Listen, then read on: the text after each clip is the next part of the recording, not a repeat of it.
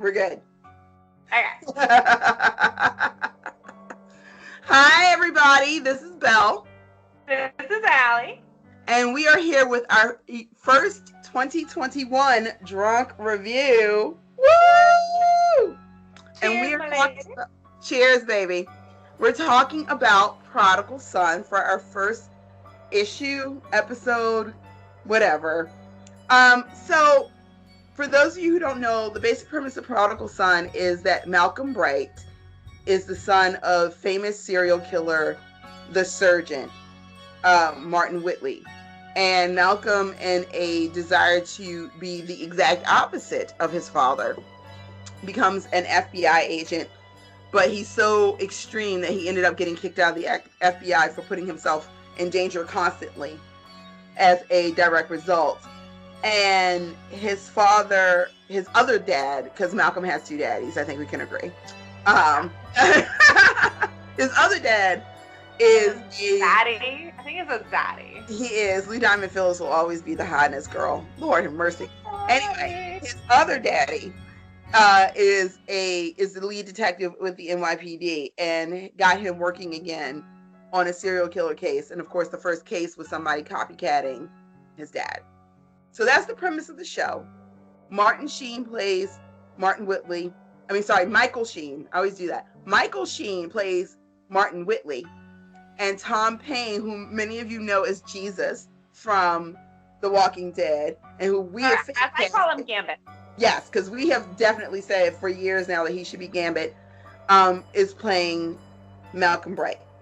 So, this is going to be an unusual drunk review because I adored the show, and Allie was like, meh, I did not care for it.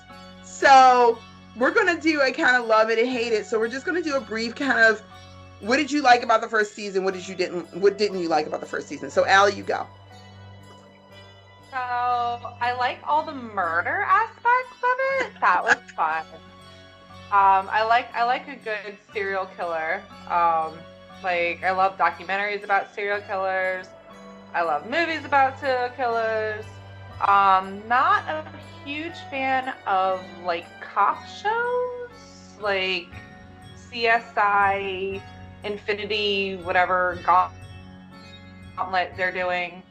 There's so many.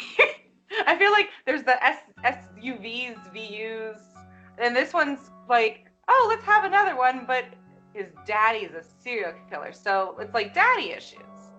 Which who doesn't have daddy issues? Am I right, girls? I mean, you're not wrong. You're not wrong. No, these are some serious daddy issues. Yeah. So, I like the whole murdery aspect. The family dynamic is interesting. I'm not very compelled with some of the acting.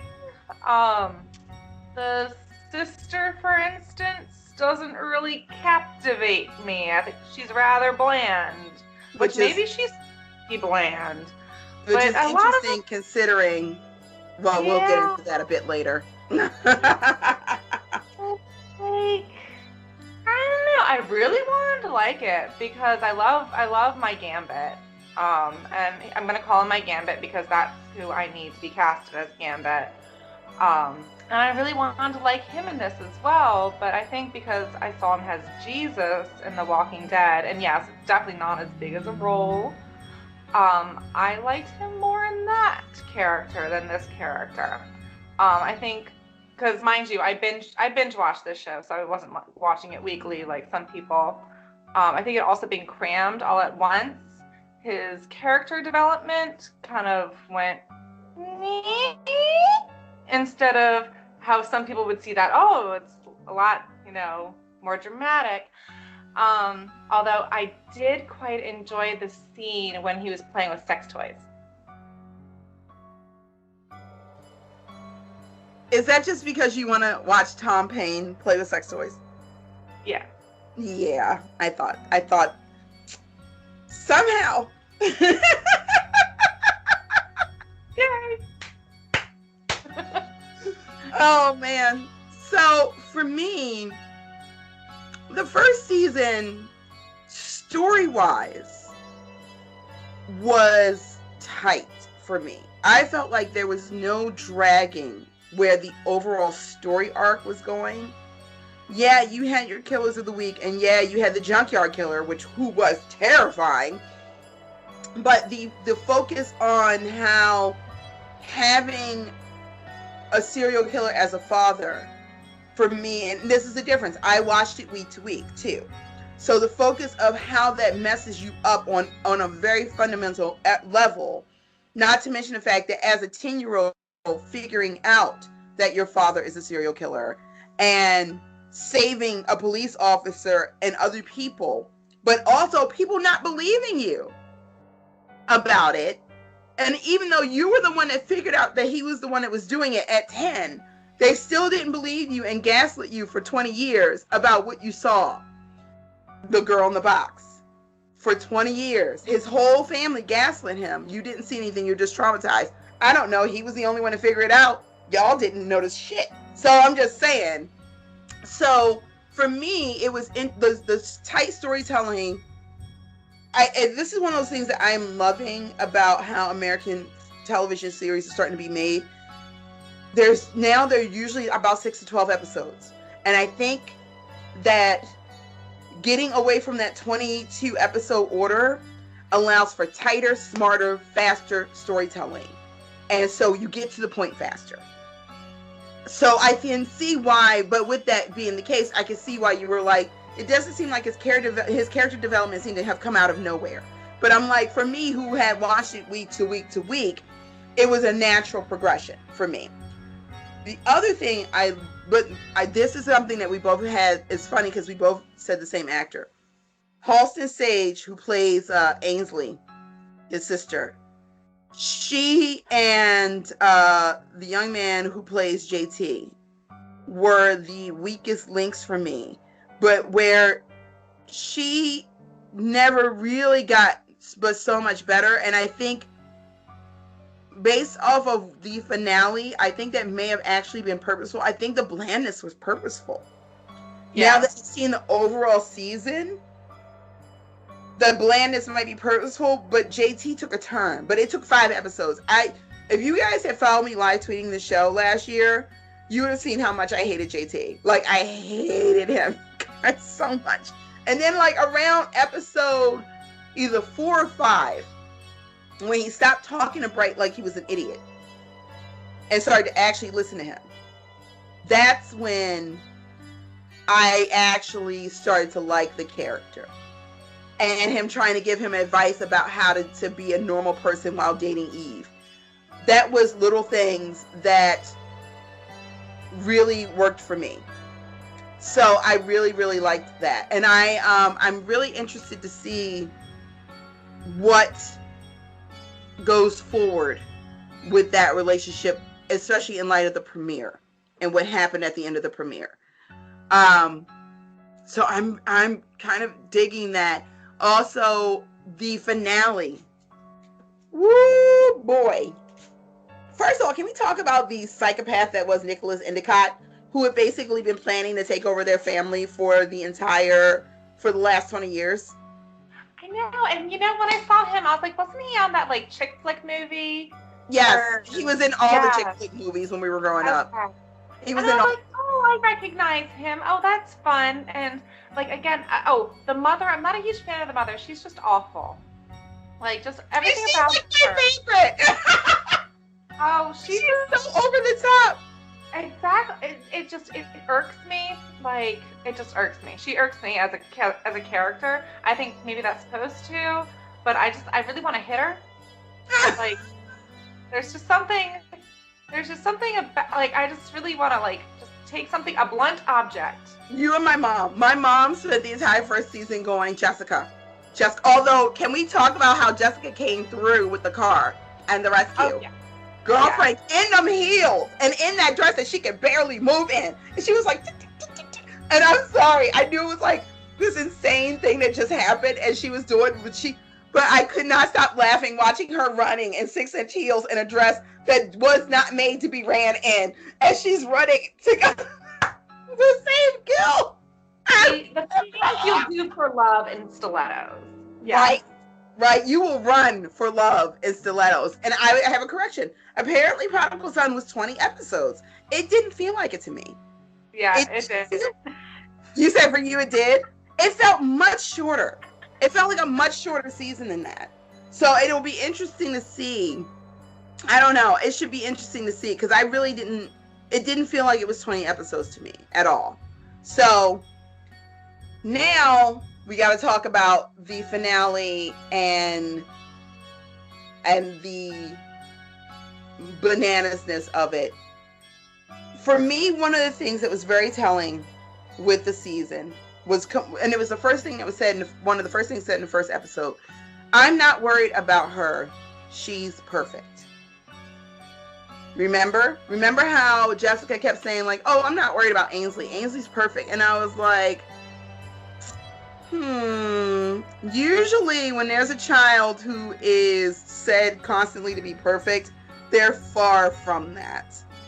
Yeah. So between the way she basically watched her boyfriend get stabbed and was like, this is fascinating, and then what happened in the finale, I was like, you should have been paying more attention to your other child. I think maybe the mom was trying to keep her away from the dad for a good reason, and that might have been one of them. Like, maybe she saw some of the signs with her. Yeah. And she's like, I need her not to be around it at all, and the less she knows, the better. And maybe she was thinking that way, where I was like, well, actually, it is hereditary, and your daughter is little murder butterfly. She is. She a little murdery. I mean, because it would have been one thing if she stabbed him in the back. You know? If she had stabbed him in the back, I could have seen it because she got the drop on him. But she didn't stab him in the back. She grabbed him up and slit his throat like an execution. And I'm like, there's a huge difference between I'm defending myself and my brother. He's not paying attention to me, so I'm going to take my chance. And straight murder. She slit his throat. I honestly don't see a huge way around that, though. Yeah. Because we all know he's a serial killer, and he has these two people trapped in his grasps. Yeah. So how do you get away from the serial killer? You already have somebody there that's a police officer that's pretty much screwed. Yeah. You have the scared little girl who has gone off to La La Land. Yep, she went into pure, I think, defensive instinct, where she's like, I'm saving myself and my brother right now. Yeah. And she went slicey, stab, which was lovely. Oh, no, honey, I cheered when she stabbed him. I cheered, but I was just like, I was not ready for this. I was not ready for the full slit throat thing. That was insane. And I was just like, oh, my. That took a turn. I'm like, that took a turn I was not expecting at all. So, and I also wondered how they were going to get around it, and I was not expecting the way that they did it. So it's going to be very interesting to see if, well, we'll talk about that, about the premiere in a bit, to see how they go forward, because I didn't see how they were going to deal with it coming. I honestly thought she was going to fall back into, I'm rich, I'm white, this man has been stalking us, we have proof he stabbed basically our other dad, and was trying to blackmail our mother into marrying him, and set my brother up for murder. So I have all the defense in the world, even though I didn't have to slice his throat, sure, but I still have a good lawyer could have gotten her out of it. She like Jessica said, I have money, I got stacks on stacks. So she's like, I got more money than I can spend in 3 lifetimes. So I honestly thought that's how they were going to deal with it. That is not how they dealt with it. And we're going to talk about that a bit later. Yeah. I feel like the way they dealt with it was much more problematic than it needed to be. I think because of their name, it would have been a lot harder, even with all that money. That's a good point. That's a good point. On the dynamic between Malcolm and Martin, played by Tom Payne and Michael Sheen, respectively. What are your thoughts on that dynamic between the two of them? I mean, how much more toxic can you get, first of all? Yeah. Him growing up and he was imagining visiting his father, but he didn't actually visit his father. I mean, he needs a lot more psychiatric help. Well, he did visit him up until he went to the FBI, remember? He did visit him, and then when he told Martin that he was going to join the FBI, Martin got pissed. And that's when he was like, I'm not coming here anymore. Yeah. So, that's when he took the job, he stopped seeing him. Yeah. But he was still hallucinating that he was visiting him. Mm-hmm. So we all know he needs more psychiatric help. I don't think seeing his father is the best idea. No. But for the show aspect of it all, yeah, you have a full insight of a serial killer's mind that's helping you solve some crimes. Still really toxic though, so that's fun. Yeah. The whole, just him going to visit. Now he has the ultimatum that he has to go visit him.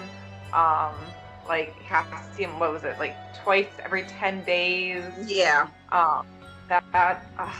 It was so much, it was just so cringy. Everything about it was very cringy. The toxicity of their relationship is so upsetting on so many levels that it would be upsetting if his father wasn't a serial killer, but his father being a serial killer makes it 10 times worse. Mm-hmm. You know? Yeah. And he's so manipulative. He's so manipulative. Oh my God. Like, I don't understand how Malcolm came out. He's a garbage fire. I think we can all agree. But he's a garbage fire. Like, his basic instinct, he's so sweet and kind. And outside of being able to understand serial killers, he actually isn't a very manipulative person, which, considering who his parents are, is amazing.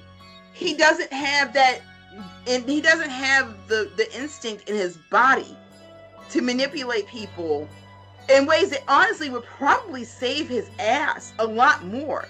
But if it's not in the context of tracking down killers, he doesn't have what it takes. And it's amazing to me how he became the polar opposite, because let's be honest, Jessica's manipulative.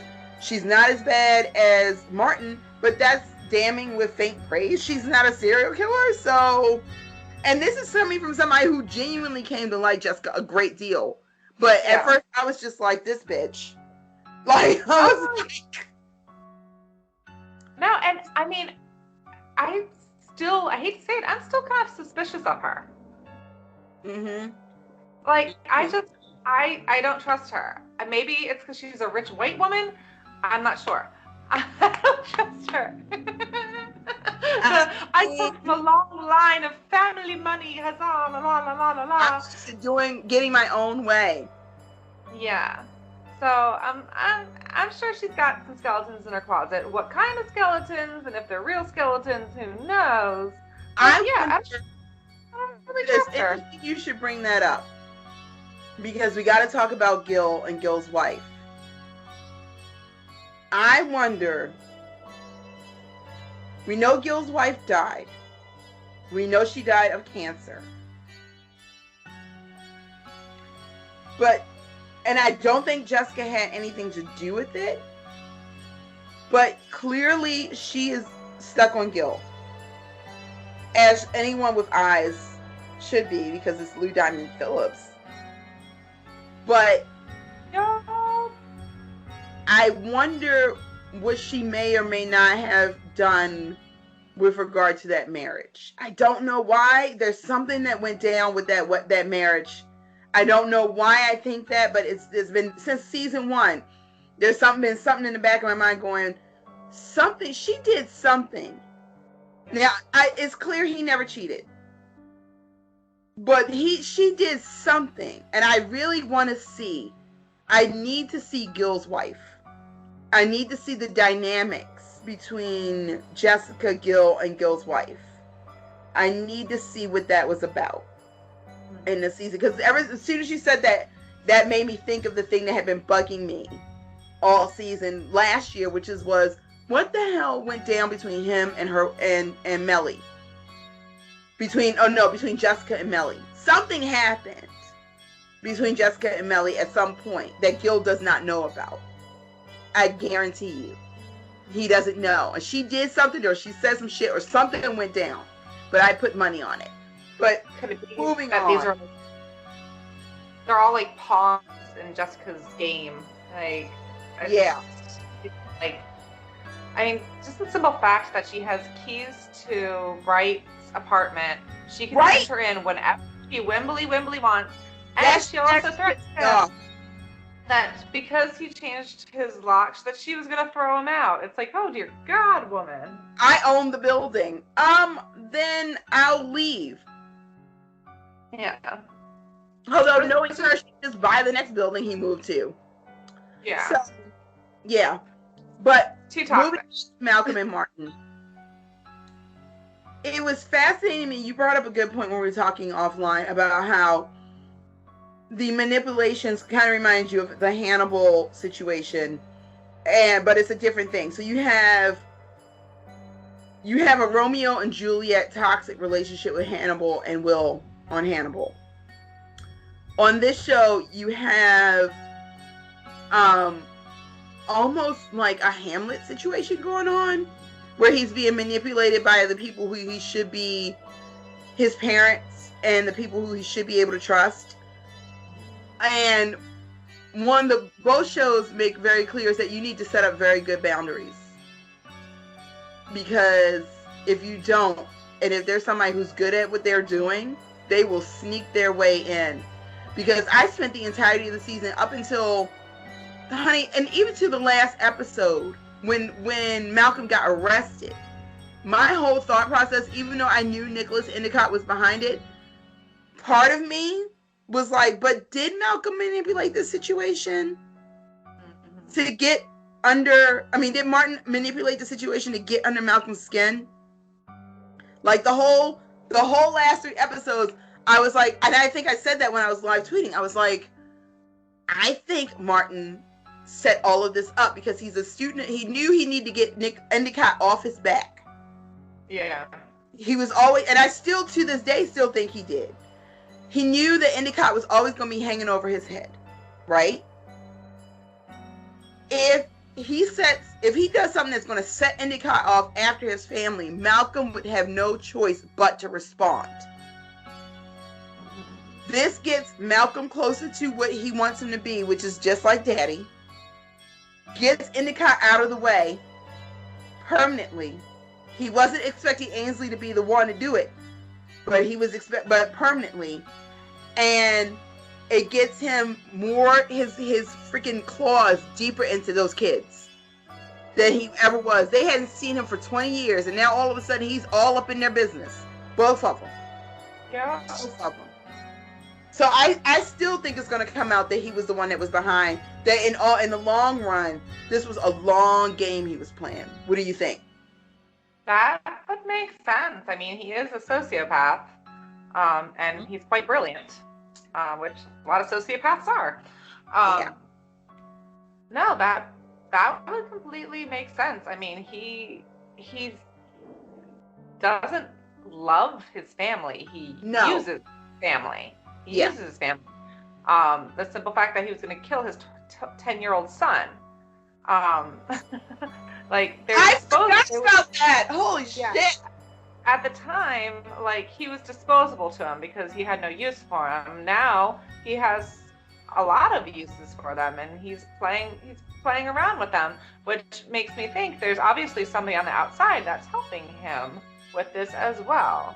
So could it be Jessica? Could it be the wife? Could she be the pawning? And also at the same time, she obviously doesn't want her children to get hurt, but I don't think she's as dumb as she makes it out to be. The only thing that makes me think that Jessica's not involved with his manipulations is that she hates him so much.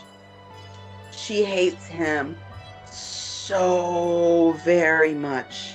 That rage cannot be faked. The minute she sees him, you can tell in her face that she just wants to go across the line and just stare his eyes out. So, come on. Or does she want to do something else on the other side of that room? Well, they do say that there's a thin line. Hi. And as always, yes, you're about to get your kitten. Evie! Kitten break. Kitten break. Kitten break. I would show you my kitten, but she is a BB. She's not a BB, but she a BB. Hi. Are you happy now? Hi now. Yes. Look at this. Okay. Bye then. Now you can go away. Thank you. Bye-bye. That is enough. Thanks. Bye. So, what do you see? Although I did have to admit, I love that Martin helped prevent an outbreak at Rikers because he was a doctor. I love that they used that in the premiere because I was wondering about that. You know what? I honestly thought he was going to walk his ass out of that prison at the finale. Yeah. Started that riot. I fully expected him to just walk out and keep on living his best life. And that was going to be the premise for the season. One of the things I do appreciate about the show is that every time I think I know what's going to happen, it's not what's going to happen. I genuinely thought this season was going to be like a manhunt. Them trying to find Martin. He walking himself out of the prison. And that is not what they did at all. So I appreciate that. I don't know what's going to happen. I don't know how this is going to resolve itself. Like with the situation with Eve, I really thought Eve was the girl in the box, or that she was a serial killer, or that she was the sister of a victim, which she turned out to be, and that she was inserting herself into Malcolm's life to get back at Martin, to kill him, to make Martin pay.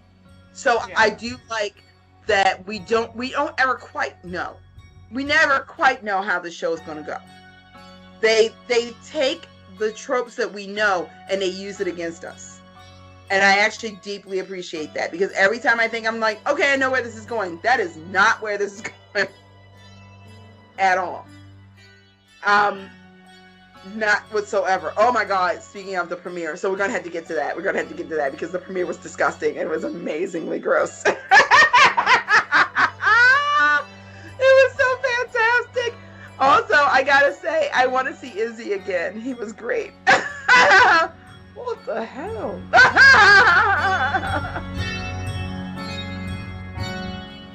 Dolphin. Oh, hello, booby. Editing. So we talked about a little bit. We talked about Jessica, and Gil. But we got to talk about the family dynamic. Because technically, for all intents and purposes, Malcolm has two dads. He has Gil and he has Martin. And I appreciate that Gil stayed in this child's life from the moment he met him. Which would make sense since the kid saved his life. At the same time, and I actually love that this happened, and he got called on it. If he had not brought Malcolm back into this nonsense, Malcolm would not have gotten caught up with Martin all over again. And he brought him in knowing that it was going to trigger the whole situation, knowing that there was a chance. It also, again, it reminds me of the same situation on Hannibal where Will was fragile and they knew that and they still kept throwing him at Hannibal. And the same thing, it's like you knew, Gil, you watched this child grow up. Yeah. You know that for all of the fact that he's high functioning, he's still, the most traumatized person you've ever met in your life. He's not a high functioning sociopath like Sherlock. He's the opposite. He's like Will. He feels too much. So why would you throw him back in the path of somebody who already has their hooks in him? And now that directly led to his girlfriend getting murdered. It led to him ending up getting jailed. It led to the worst thing. Huh? Chopping up a body? Chopping up a body. It led to his father getting his hooks back into him deeper than they were before. So it led to the freaking junkyard killer. Because remember, the junkyard killer was obsessed with Malcolm. He kidnapped him and held him in that. He held him for a week. And I'm like, all because Gil put the case over his kid. And I'm just like, but I do appreciate on a lesser show, he wouldn't have been called on it. And he was. They were all called on their varying ways of turning Malcolm into the mess that he is.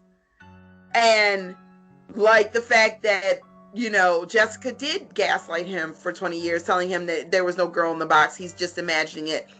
And guess what? There was a girl in the box. There was a girl in the box. The girl in the box.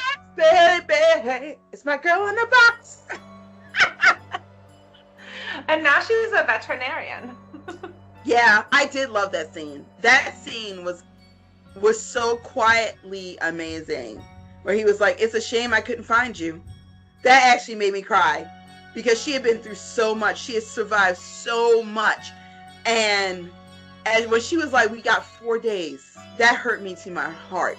We got after everything that she and her sister had been through, they only got 4 days. And then this man murdered her sister. And he was like, well,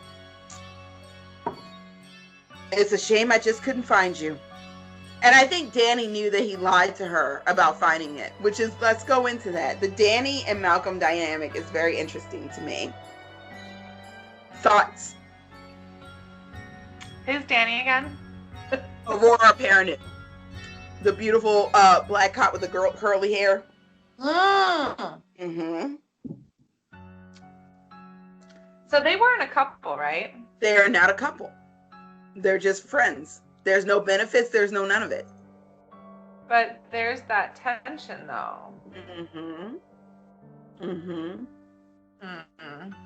And like a lot of just like, it's a lot of sexual frustration, I'm feeling. On both ends. The way he looks at her. It's the way he looks at her. With almost like terror, too.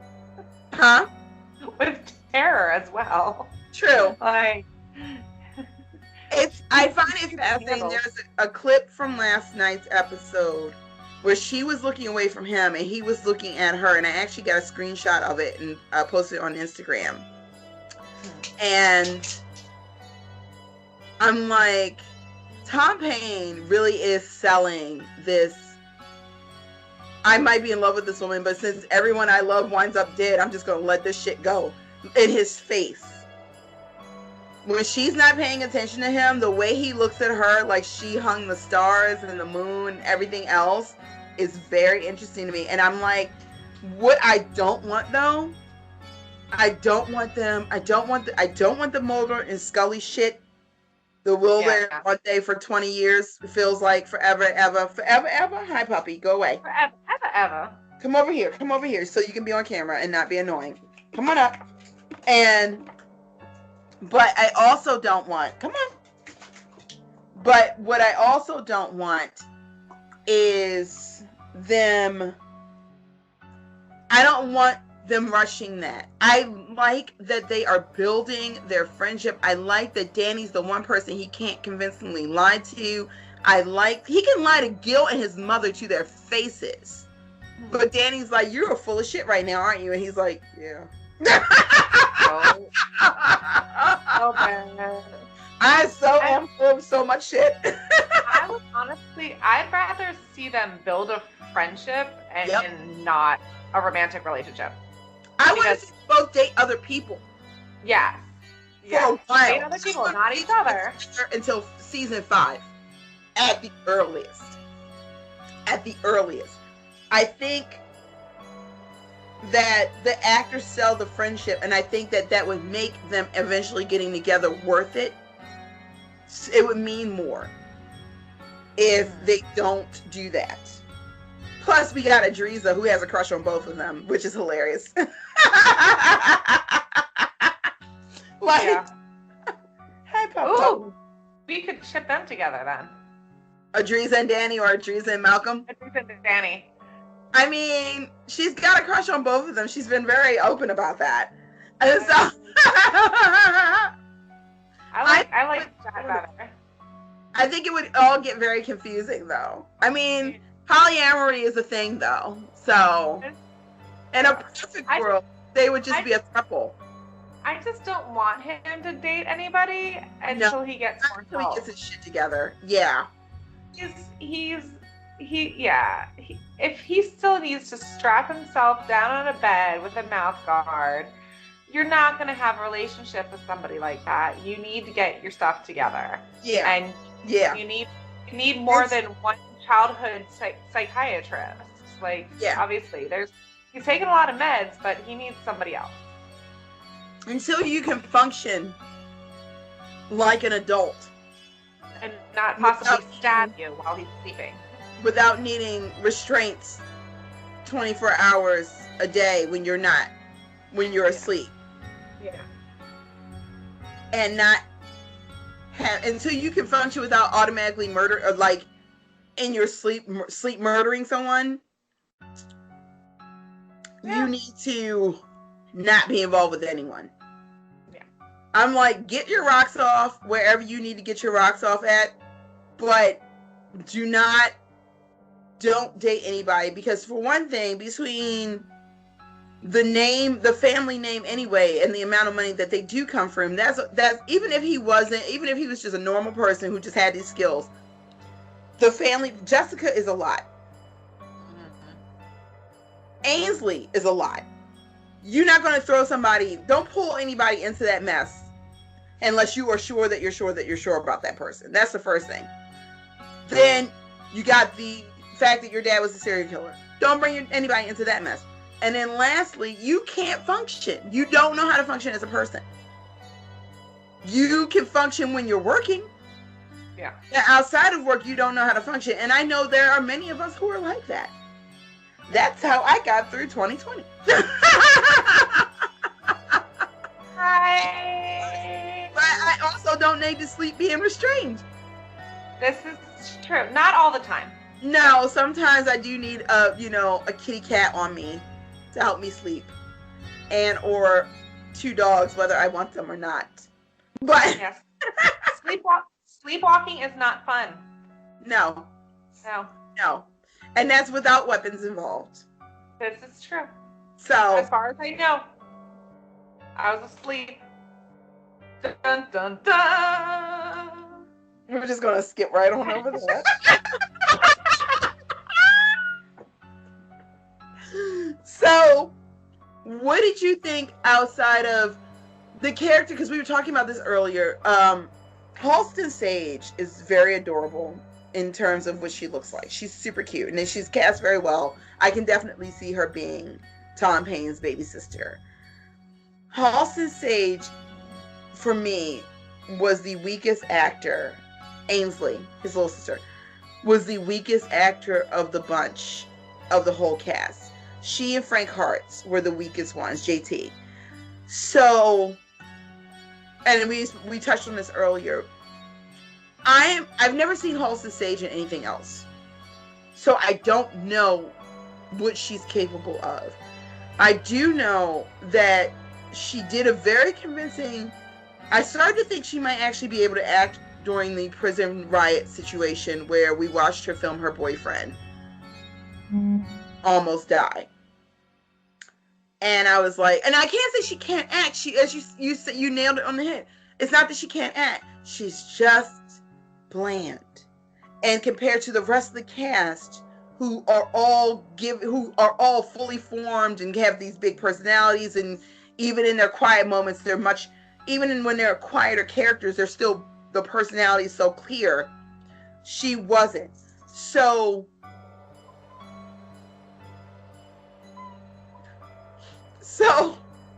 every time. So To know that this whole season is going to be, bless you, Pup Pup, is going to be focused on Ainsley due to the events of the finale. How do you feel about that? And on JT, the two weakest links. JT, the season, I have a feeling is going to go down to the incident that happened at the end of the episode of the premiere, which, as I warned my mom, especially in light of what just recently happened, is even more upsetting.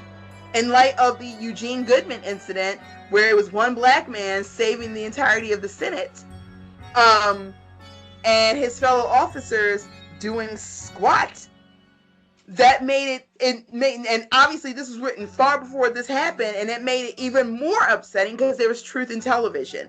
So I feel like this season is going to be balanced between those two storylines, featuring the two weakest links in the cast. What do you think? So, as far as little sister goes, now that she is even more more bland, it makes sense right now that she's more bland. Because she just went through some very traumatizing and her brain's blocking it out, so she's being very bland. So I understand why she's acting the way that she's acting now, but beforehand, I would think maybe she'd be a little bit, I don't know, human. Right now, she's acting more robotic. Yeah. So I seeing her like this now, I'm like, okay. I personally don't get it because I never went stabby Riri on anybody before, but like Riri. But yes, I'm sure for somebody like that has never done the murders before, the first of the murders, and blacked out during the murders, she go blah. I don't know. I guess, yeah, she's always going to be there, just like hang around being blah. So she's a blah sister. So blah sister going to be blah sister. Looking forward to seeing how the other story is going to unfold. And I think it's going to be an underlying story that's going to weave itself throughout and going to see how people interact with him in the outside settings, in the office settings, on the field settings. I'm sure there's going to be some people that work with him that are going to be extra sensitive now around him, or should be. My thought when Gil showed up and was like, "I got you," but I was thinking to myself, but you can't control every cop that he runs into. You and Danny and Bright can't be with him 24, and his wife. And those 4 white police officers were going to kill a detective who had literally just been on the news. They were planning to kill him because he was big and he was black. And that was their only reason. He literally identified himself by name and tried to show them his badge, and they tried to kill him. And I'm like, they had no fear of consequences. Nope. One of the things JT said, well, I know how this is going to go. That he's going to say that I attacked him. And it's so upsetting because it's so true. They have no fear of consequences. So it's going to be interesting to see if they follow through with that, about how they could go after, what if they start following his wife? Who's pregnant? Remember that came out last season. She's pregnant. Yeah. And I understand the whole part where he's like, there are still some good cops in here. Yeah, we get that. There's still some good cops out there. But not stupid. Okay, he has a couple people behind him that have his back, etc. Yeah, doesn't help him as a black man. Nope. If he was a white officer, we all know it would be very different. Yep. So that doesn't say that some of these people, he gets pulled over. He could get pulled over one night with a broken tail light that miraculously happened, and he could not make it home. There could be a possible phone call coming from the house that the police have to barge in while the wife is home by herself. Yep. All these plans. all these planted things can happen when you have a bunch of, bad police officers. Yeah. So I'm really interested to see how they move forward with that. And I will say, JT was my least favorite character because he was written so poorly in the first 3 or 4 episodes. By the end, I didn't adore him, but I genuinely enjoyed him. And I enjoyed that they made Malcolm work for his friendship. So now he unequivocally has Malcolm's back. And I love that. I love that Malcolm it wasn't easy. Malcolm earned that friendship. And so now they are ride or die. And I'm like, that's going to be necessary because shit's about to pop off. With both of those storylines, shit is about to go down. So I love that. And Frank Hartz is a far better actor than Halston Sage. So I'm actually more interested in his storyline.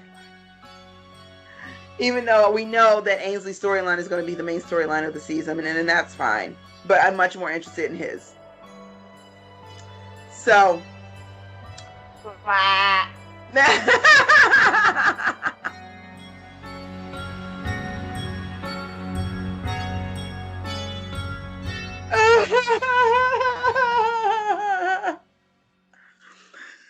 It's just like we're in person, except for Ron doesn't have to go and get fries in the middle of the night.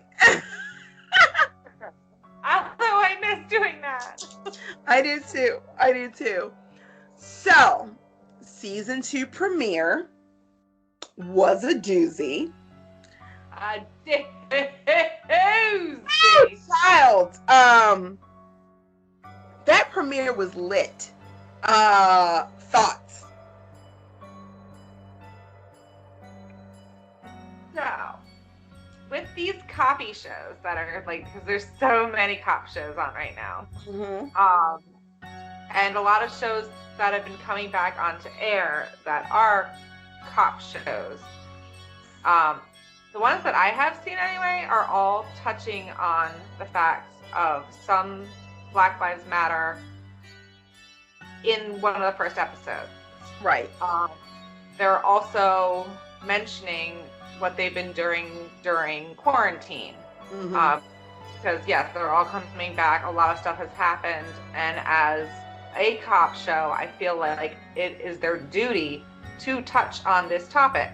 How they glorify police to the expense of the people. Yeah. So they did. They sure did. Multiple times. It's definitely gave this show a little more depth to it as well. That one character who, let's be honest, was kind of annoying for the first season. I just think he doesn't like Bright because of his history, and he comes off as a know-it-all, which he does. Yeah. He's kind of unwanted. He wasn't too sure about him. I think he's also protective over his people. And unfortunately, this is the segue and giving his character more depth and understanding. It's a crappy way to go about it, but it's...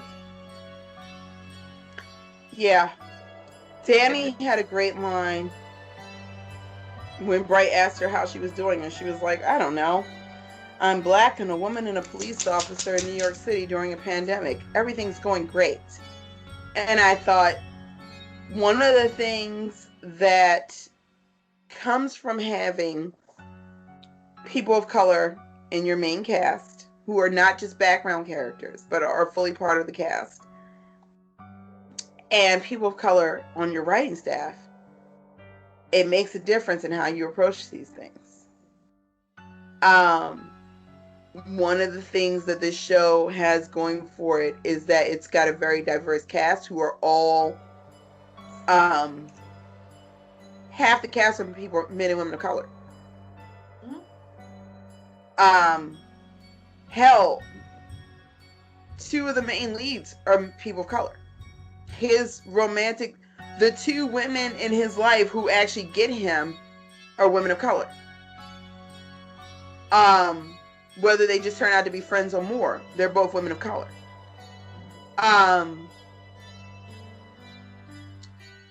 The writing staff is racially diverse. It would be irresponsible for the show and any police procedural. Now, this show doesn't have the weight of, say, Law and Order or anything else over it, where, you know, they spent the last 20 years going, cops are the best. And if they do something terrible to you, it's okay, because it's for justice. And I know Law and Order has been a bit more subtle than that, but not always. Honestly, not always. How many times did we see Christopher Maloney's character beating the shit out of a suspect on Law and Order? Same with Mariska Hargitay, where there's an episode where she beats the brakes off of a rapist. Was she right to do so? Probably. Should she have done it holding that while that badge was on? Absolutely not. And there were no long-term consequences for the character. This show is in a unique position because it doesn't have the weight of a Law and Order franchise or a CSI franchise on top of it. It is not solely a police procedural. It is a story about it. It's like Sherlock. Yeah, they solve crimes, but that's not what the focus is. It's the family dynamics and the serial killers that is the focus. Like Sherlock, like Hannibal. It's actually Paul. Hi, Paul. Paul said it best. He's like, it's the perfect baby of Sherlock and Hannibal. And I'm like, I had never thought of it like that, but I can see that. It's got that kind of light touch that Sherlock had, that lightness to it, the whimsicalness to it, while still having that terrifying, underlying, creepy-ass dynamic that Hannibal has between Hannibal and Will, except for instead of it being Hannibal and Will, it's Hannibal and it's Malcolm and his parents. So you have the toxic relationship, because on Sherlock, nobody in his immediate life was who was manipulating him. He could say all he wanted to say about Mycroft, but Mycroft genuinely loved him and wanted what was best for him. John genuinely loved him and wanted what was best for him. Sherlock couldn't get out of his own way to get that, because he always had to be right instead of being good, which are two different things. And Malcolm, and the other thing is Sherlock didn't have the damage. Sherlock was one of those characters who caused more of his own problems than he caused his own issues. Whereas Malcolm the boy never had a chance, and he turned out to be so fundamentally good is a miracle. Because he really didn't stand a chance. He had nothing that should have made. He should have been, what's the guy from, American Psycho? You know what I'm talking about? That's who he should have turned into. That he didn't is amazing. And I will say, for as over the top as Jessica is, Jessica loves her freaking kids. She loves her children. She will die. We saw that. She was willing to put herself. She would have married that man. She would have married that psychopath if it meant keeping her children safe. She would have, especially after being in love with Gil for years and getting away from Martin, she would have put herself in the path of marrying a lunatic just to keep her kids safe. Yeah. So that's the main difference. But this show is uniquely positioned to have much more of a voice about what's been going on than I think any procedural that's been out in the last 10 years has. It really does, because it's not carrying the weight. So the kitten's back. Can you hear him? When you rolled your eyes like that, I was like, ooh, what's coming? It's a cat. What's coming is a kitten. So I hope that they don't drop it. I hope that we see some of the intimidation tactics that we've heard about from Black and Hispanic police officers when they talk about how they have been intimidated by white police officers.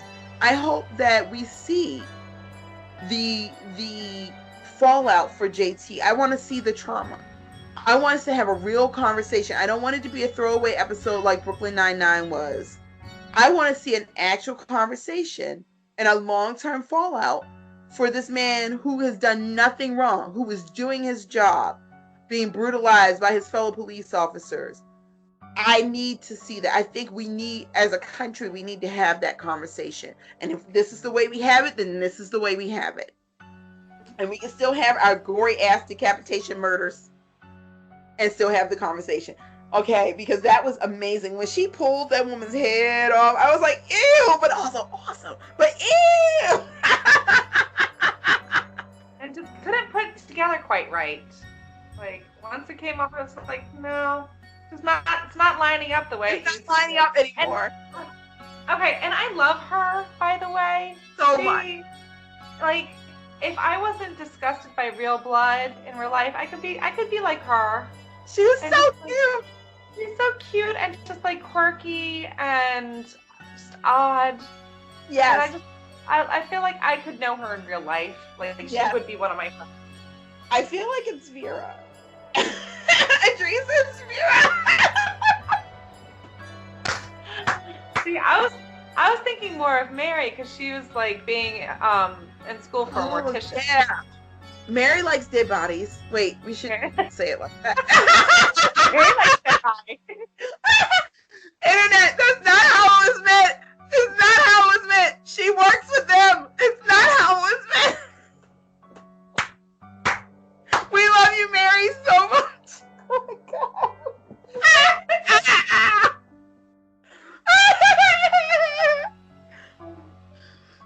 Oh, she's about more attention. It's what we meant. It's what we...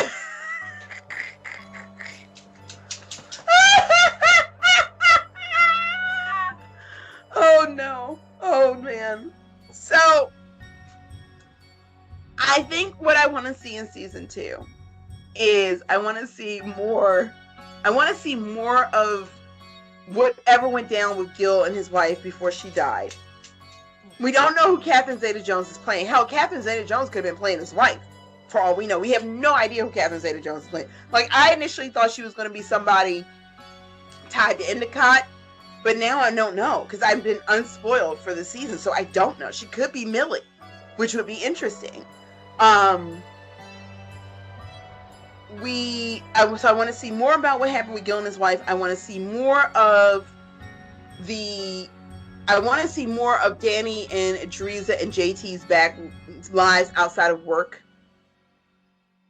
And I kind of want the situation with Ainsley I want Halston Sage to prove to me that she's a good actress. Yeah. She can meet the level of everyone else on the show. Because whether you love them or hate them, everybody else is just a far better actor than she is. And I need her, if she's going to be the focus of this season, I need her to rise up to the level of everybody else. Hell, Bellamy Young can sashay into the room and sing and be fine and still steal the scene. You know what I mean? So, what about you? Am I gonna continue watching it? Yeah, what are you? I mean, I guess I'll continue watching it. We're still in quarantine. There's not much going on. Right. I feel like I've invested a week of my life. And this is one of the ones where I get to use my DVR for a change. So I can record it and then watch it when I'm like not sleeping. So that's pretty cool. Which none of us are doing these days. So that's fine.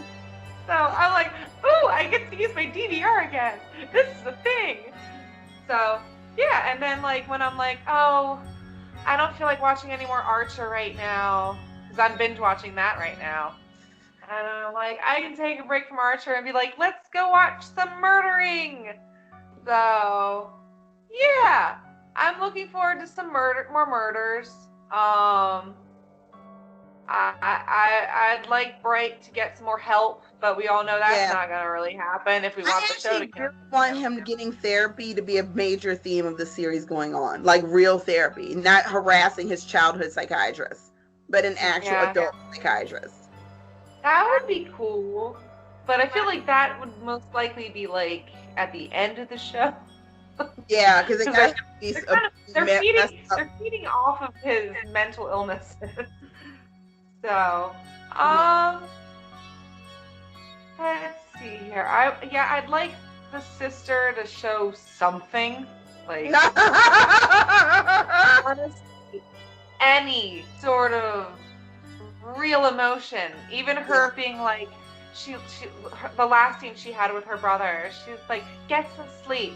For me, it's like, that was not, come on, that was not believable. Like, my cat smacked better than that, Krista. But, yeah. And I would love to see Gil move on. Yeah. I don't want him and Jessica to get together, but I kind of don't, because I feel like I did think it was interesting that she admitted last season that she never felt like she was good enough for him. Yeah. And I thought that was a very interesting thing, because she felt like she was tainted and never good enough for him. And so, yeah, I want to see. Kind of true. Like, all these characters need to work on themselves. They need to work on themselves before they inflict themselves on somebody else. Exactly. Like, oh, we got Ron. Ron is interrupted. Right, I'm going to interrupt. This is the voice of Ron. Oh, God. Allie, shot over there. What? Do you have a shot? Well, put the glass is empty. Put it back where I put it. I have a sip left. Okay. All right. You need to get yourself a shot, because if this is drunk review, y'all ain't friggin' drunk. Oh, no. Y'all's barely tipsy. So here is some apple pie moonshine, and I'm going to partake as well. I feel like you've already been partaking. I've been partaking since I've been in the kitchen, washing dishes to improve upon your lifestyle. Now, here's the thing. Oh, dear. I'm also say you can't leave your child psychiatrist until you deal with your childhood trauma. Bright ain't dealt with his childhood trauma yet. Fair. He's processing, but he ain't dealt with it. So raise your shot glass. Okay. So apple pie moonshine. Get it right here. Apple pie moonshine on our end. Clink, clink. Clink, clink. Allie, clink, clink. Allie, clink, clink. Drink up, bitches. Yay, childhood trauma. Yeah. Oh, God, that's amazing. I know. Holy shit. That's good stuff. Charlotte, if and when you watch this, good Lord, woman. Homemade apple pie moonshine, y'all. Ooh. Yes. That sounds delicious. It don't suck. So on that note, we are done our first drunk review of 2021. Look at us do stuff and things. What? You guys, thank you guys for joining us. We miss you guys so much. We miss sharing our crazy with you. We will be back next month with Killing Eve. We will be doing Killing Eve, and next month might be a twofer. We might do A Million Little Things, the Rami Malek and Denzel Washington film that are coming out soon. That's coming out on HBO Max very soon. So on that note, I am Belle. This is Allie. We are here from Pop Culture Uncovered. You can find us at PC Uncovered on Twitter and Instagram. Pop Culture Uncovered on Facebook and Tumblr, and popcultureuncovered.com, and Pop Culture Uncovered on Patreon. And where else, Allie? All the virtual reality sites. All the virtual reality sites. Woo! Also, if you notice behind me, there's artwork. If you would like your artwork to be featured, let us know. Send us a piece, and we will put it up in the background as well as behind Allie. There's some artwork behind her. Let us know. Send us your work, and we will put it up in the background, as we always try to rotate new artists out every time we do a podcast. So we love you guys. Please, please, please be safe. Wash your hands. Wear a mask. Stay 6 feet apart from people you don't know. We love you.